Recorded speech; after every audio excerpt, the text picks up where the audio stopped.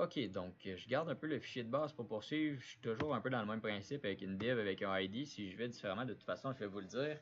Ce qu'on voit dans cette vidéo-là, c'est une nouvelle directive. Une directive, en fait, où il y a deux aspects que vous avez probablement déjà vus, mais qui ont une syntaxe un peu différente. On va parler du array et de la for loop. Donc, c'est pas hyper complexe, encore moins la for loop est pas complexe du tout, mais la façon d'écrire un array est quand même un petit peu différente. Donc, on va commencer par ça. On va se faire une liste de noms, simplement.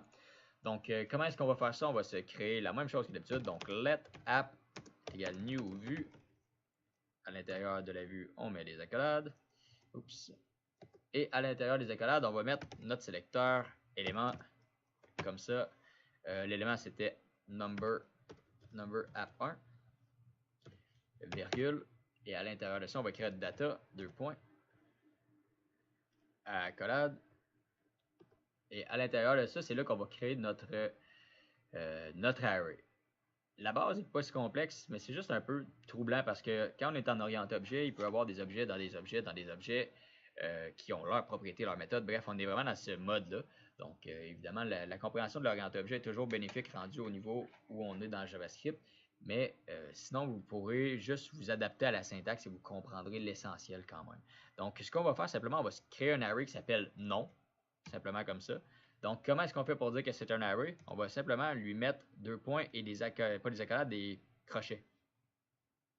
Où sont mes crochets? Et voilà. Donc, on met ça en crochet. Et à l'intérieur de ça, c'est là qu'on va mettre des objets. Donc, on met les accolades avec des...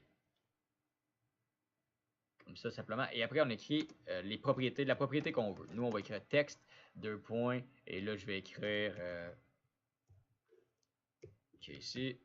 Et on va les séparer par des virgules. Donc, c'est vraiment un array d'objets qu'on va séparer par des virgules. Donc, comme ça, comme ça, comme ça, comme ça. Je vais enlever le dernier. Ça va être un peu moins narcissique.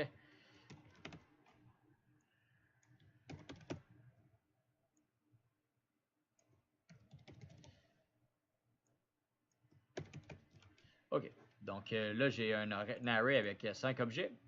Donc, ici, on passe au travers ça.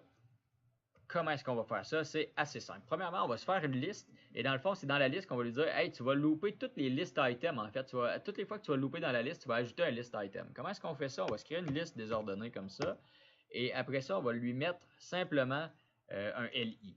Le LI, ça, c'est quelque chose que vous devriez avoir vu, le UL aussi. Donc, la directive, comment elle s'inscrit? Elle s'inscrit d'une façon assez simple. On écrit v4, simplement comme ça, comme n'importe quel attribut HTML, qui est, avec le V devant, on sait que c'est une directive de vue.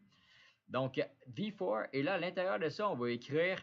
c'est bien non que j'ai écrit ça, j'écris quoi moi là-dessus? Ouais, non, ok. Donc, non, in, non. Donc, c'est pas une for each comme dans C#, c'est une for in, mais ça fait exactement la même chose finalement. Donc, comment est-ce qu'on va faire ça? On va ouvrir notre LI comme ça, on a pu le mettre tout sur la même ligne, je préfère cette façon-là. On va lui mettre un double accolade. Et dans cette accolade-là, on va simplement lui écrire non au singulier, point texte. Donc là, en loopant, il va tout le temps aller chercher le nom, en fait, c'est la position dans l'array, et il va nous afficher la position du texte, finalement. Donc si je regarde ici, hop, et voilà, j'ai ma liste complètement là.